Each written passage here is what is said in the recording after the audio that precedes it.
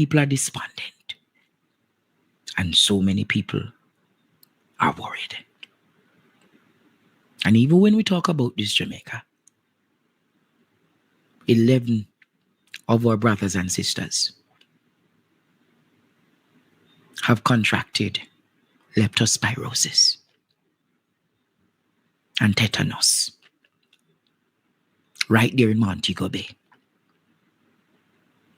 And why leptospirosis has taken over Montego Bay is not because of the Hurricane Courtney. Right. It's because the mayor failed after how many months I've been telling Mayor Richard Vernon to clean up Montego Bay. Rat them. The rats, Jamaica. Festive. The rats in Catherine Hall. The rats, Jamaica. The rats. 11 cases of leptospirosis. And 2 cases. Can you believe that report today? A rat city. A rat city, Jamaica. A rat city. National epidemiologist Dr. Karen Webster Carr provided the update on the situation during a press briefing on Sunday. We are seeing an increase in leptospirosis post-Melissa 2 weeks after. So far, we have 11 cases that have been classified as leptospirosis based on the symptoms. So we may have gotten additional notification, but when we look at what the person presented with, only 11 would have been classified as suspected leptospirosis. So these cases are in the parishes of St. James, Hanover, St. Elizabeth, and St. Anne. The virus is spread through contact or consumption of water contaminated with the urine of rats or other animals such as cats. Symptoms of leptospirosis include fever and body aches. Severe cases of the virus can affect the liver, kidneys, and cause death. Some of these will present just like a normal flu. We are asking you to seek care early so that we can address the problems early, put in place treatment so that we can prevent it from getting worse. Leptospirosis cases usually peak after flood events such as those triggered by Melissa as persons come into contact with contaminated water. And so with persons now cleaning up once flooded areas, Dr. Christopher Tufton made this appeal to Jamaicans giving outreach packages. Maybe we can pivot a bit towards now supporting protective clothing for those who have to know, having passed through the storm, are trying to pick up the pieces within and around their homes to clean up. So water boots should be standard in the gift package or the welfare package, gloves standard in the welfare package, because these are all important to protect those citizens, those Jamaicans, against these types of risks. Has increased its surveillance to help with early detection of other viruses too. And so far it has found that mosquito-borne illnesses such as dengue remains low.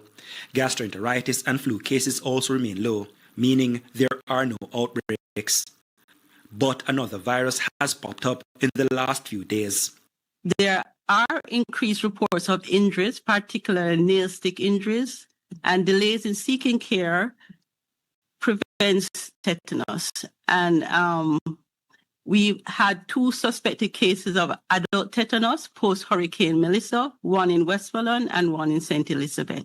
The Ministry of Health says due to the absence of power and telecommunication services in some parts of the country, it is not able to get the information to everyone and is therefore asking Jamaicans to share safety tips of virus prevention with each other.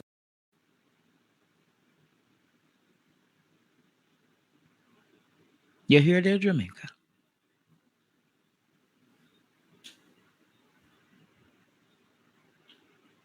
Minister of Death. Alfred Dawes warned you. Alfred Dawes warned you. And Daryl Vaz came in the parliament and talk about Alfred Dawes. He's making mischief. Yeah, troublemaker. But Tufton is not a medical doctor and a doctor who knows what crises like these carry. I told you, Jamaica, Montego Bay needs to be cleaned up. There is something called ripple effect, domino effect. When there is not a cleansing city, there is going to be outbreaks when there is water. There are multitudes, there are legions of rats in Montego Bay.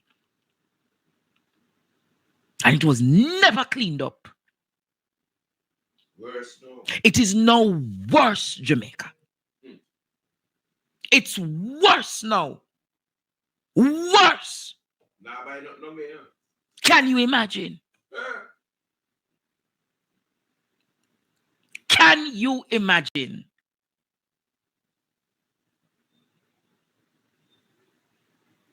Can you imagine, Jamaica? Can you imagine? It never had to reach to this. It never had to reach to this. But because of negligence, because of an incompetent government, an incompetent mayor,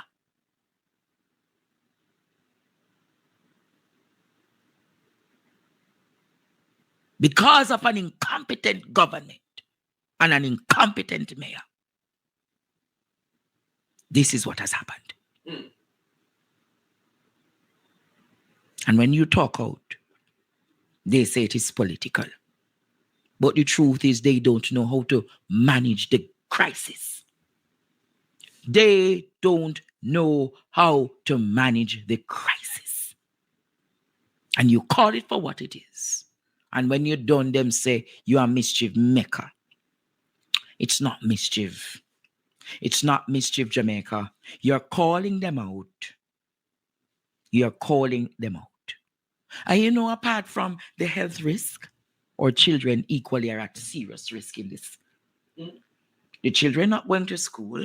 No. The children are being preyed on by predators and pedophiles. And mentally, the children are drained. So that is why I told you this Christmas I'm going to do all I can for the children in Western Jamaica. Listen to this report from the Office of the Children's Advocate. Listen to this tonight. The Office of the Children's Advocate is sounding the alarm about children in danger since Hurricane Melissa.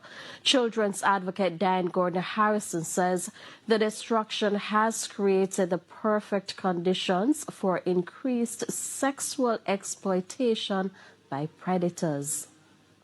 Children's Advocate Diane Gordon-Harrison says that in the urgent push for basic survival after Hurricane Melissa, many adults may lose sight of the children in their care. She warns that this lapse in supervision could leave children at heightened risk of sexual molestation, exploitation, and even teenage pregnancies, as predators often exploit chaotic and unstable environments. The right to shelter has been severely affected, not through any fault of anyone, but what we have to focus on now is that with changed living arrangements, with increased persons who have to huddle in a particularly confined space just so that they are sheltered from the elements, and with persons of different family orientations and different values having to cohabit, there is an increased risk. Despite these concerns, the OCA has already strengthened its response. Mrs. Gordon-Harrison says the office is working closely with community leaders and child protection partners to ensure vulnerable children remain protected. From the perspective of the Office of the Children's Advocate, we have fully activated our emergency responders unit, which has us being extremely vigilant in terms of reports and in terms of the possibility of things that are happening that ought not to be happening. So our investigations, inspections, and compliance division is very alert at this time and is very responsive, even more so than in normal times. She adds that the OCA, in partnership with UNICEF and other agencies, is also establishing safe spaces in some of the hardest hit communities. These safe spaces will provide the opportunity to deliver psychosocial intervention and to also constructively have children occupied so that direct whatever negative energies may exist and also give them some respite from the instability that abounds. Mrs. Gordon Harrison is urging parents, guardians, community members, and national stakeholders to stay alert and proactive, stressing that children's safety must remain a priority. Dwayne Anderson, TVJ News.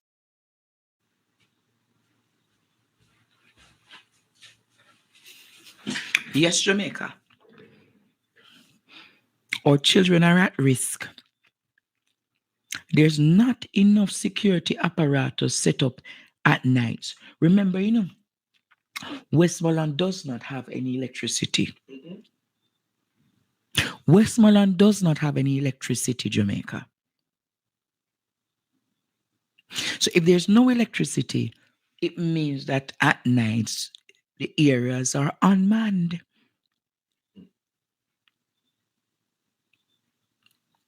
St. Elizabeth, majority of St. Elizabeth still has no electricity. Remember, the majority of Hanover still without electricity. That's a haven for predators to attack. And when you go to these shelters, the police are hustled just like the civilians.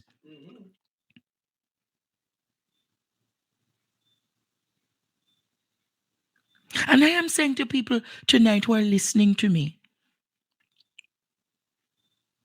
the children are being preyed upon. The children are being preyed upon.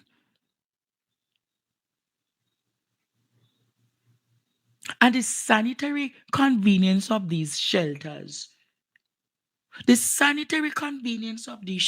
Jamaica, there are no solar lights erected. So I'm saying to people tonight, the predators are on the rise.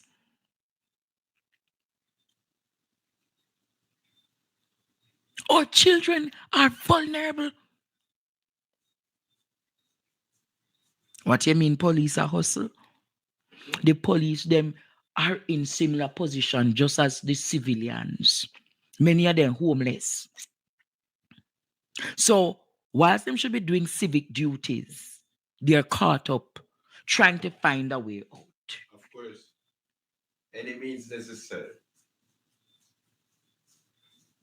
I'm telling you, if you ever go to Westmoreland,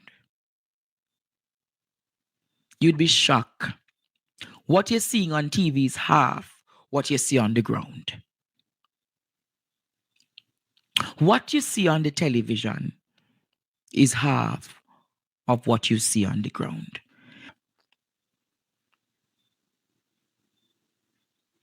I saw a news report this morning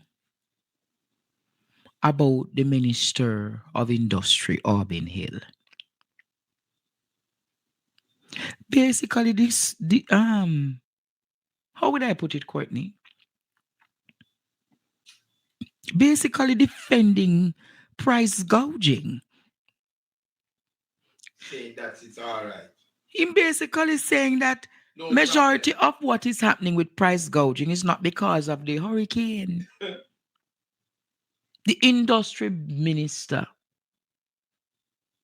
who should be protecting the interest of the poor and the dispossessed and the vulnerable, is in a time like this, is looking at you and I and telling us, Jamaica, Not a problem. that what you're seeing with the price increases is not because of Hurricane Melissa. He must say things just naturally high, inflation the boat, cost of living high, and it is not a cause for Melissa. So our sweet pepper moved from $400 to $1,500. And a price gouging that. How sweet pepper moved from, you and I go market every week, Courtney. Every week. Sweet pepper moved from $400 to $1,500. And Auburn Hill is telling you, Jamaica, Say it all right. so if it is not price gouging, what is it, Auburn Hill? When I tell you that this government is insensitive to the needs of the people, you know that things like even crackers raise, bread raise, tin mackerel raise in less than 4 weeks.